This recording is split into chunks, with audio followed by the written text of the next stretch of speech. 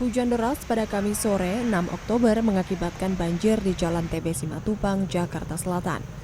Lalu lintas di jalan tersebut sempat lumpuh dan jalan tidak dapat dilintasi kendaraan. Meski banjir surut dalam beberapa jam, aktivitas masyarakat terganggu. Seorang karyawan terpaksa menunda pengantaran barang lantaran motornya mogok terjebak banjir. Ia bahkan harus menunggu hingga malam hari sampai bantuan untuk perbaikan motornya datang. Tepatnya saya kejebak, Mbak. Karena tadi posisi emang udah macet, hujan deras banget, air tuh cepat banget naik gitu loh, Mbak.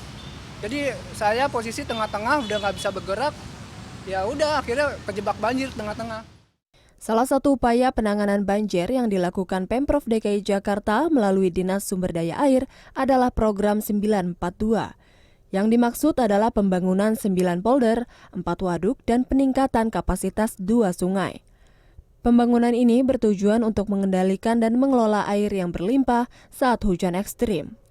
Namun, menurut Kepala Dinas SDA Yusmada Faizal, realisasi program tersebut masih di kisaran 70% dengan target selesai pada Desember 2022. Kalau ditanya progresnya, ini kontraknya dari 4 November tahun lalu sampai ke akhir Desember ini. Secara total itu rata-rata 70%. Tapi ada bagian-bagian yang sudah kita selesaikan. Misalnya berigip ini ada 2 bagian, berigip atas dan berigip bawah. Berigip atas ini sudah kita bisa optimalkan, berigip bawah nanti sampai Desember selesainya. Pengamat tata kota Nirwono Yoga mengatakan, pemerintah sebaiknya fokus pada penanganan banjir sesuai dengan tipenya. Untuk menangani banjir di hulu Sungai Ciliwung yang kerap disebut banjir kiriman, perlu dilakukan pembenahan di sedikitnya 4 sungai utama dengan pengerukan, pelebaran, dan relokasi permukiman di sekitarnya. Dan untuk menangani banjir lokal, perlu dilakukan rehabilitasi sistem drainase. 1. Pembenahan sungai harus dilakukan, terlepas dari program naturalisasi atau normalisasi. Ya, ini harus difokuskan, paling tidak ada 4 sungai, Ciliwung, Pesanggaran, Angke, dan Sunter.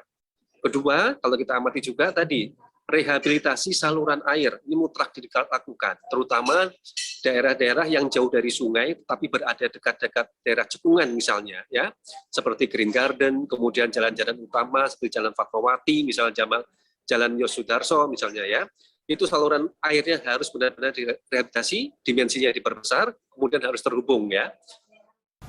Mengantisipasi banjir besar di Jakarta, Nirwono Yoga berharap pemerintah tidak lagi hanya mengandalkan sumur resapan dan sistem pompa air yang menurutnya terbukti kurang efektif. Diperlukan upaya yang fokus pada titik penyebab utama banjir seperti sungai dan saluran air. Tim Liputan CNN Indonesia, Jakarta.